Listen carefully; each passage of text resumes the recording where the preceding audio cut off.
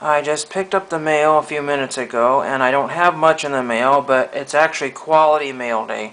Really pretty neat stuff that came in, and an autograph came in as well, and I'll get to that in just a minute here. I got one postcard from, I didn't know who it was from. It came in this large envelope, and I said, Palos Verdes. That's where it came from. Neat. And that was not my envelope. They gave me back everything. My original envelope with all kinds of crazy stamps on there, the 1 cents and all that junk there.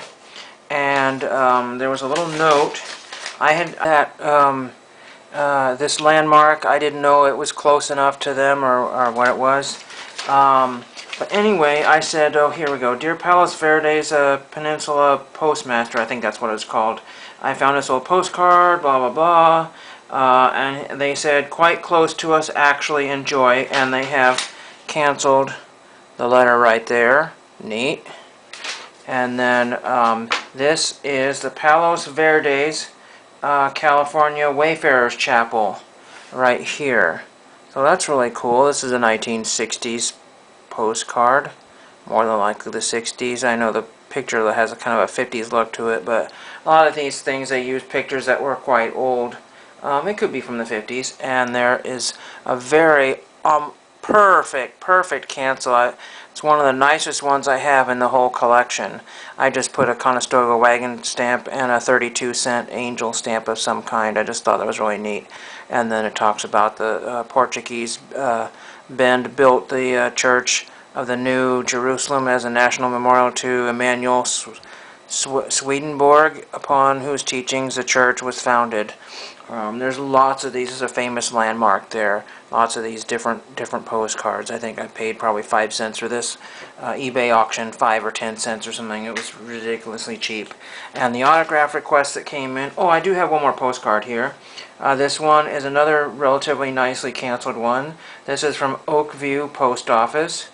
I have to double check if it was California or Washington, but there is Oakview. It does not say right on there what state it is. But so there's that old 1970 postcard, which I just added a few more stamps to, so that's really cool. And I have one autograph request, which came back with a letter. Glad you found the Trax race cards from 1991, so it's a race driver. That was the last year I was with the Stavola Brothers race team. Most of the other race personnel on the cards from 1991 either retired or have passed away. Some are now announcers for Fox or NBC Sports. He had the opportunity to race an ARCA race at Talladega in 1985, qualified 23rd of the 40-car field at 183 miles per hour. Blew an engine after 33 laps and wound up 33rd. I enjoyed my 10 years with Nascar and Stavola Brothers race team. Enclosed are the 2 cards that I signed, and thank you for the other 2. Ed Bracefield. And this one says, Ed Bracefield, all the best.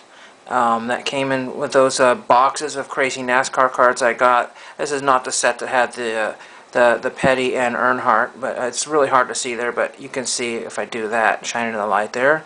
And this one says, best wishes, Ed Bracefield. I don't think anybody ever writes to him, but there's a lot of these early 90s cards that have all kinds of race team personnel that had nothing to do with anything really other than being connected to the driver just by a little bit, and I bet you nobody ever writes to them. So that's really neat to get that in. Awesome stuff today, and I hope I see you get some cool stuff in, and thank you for watching.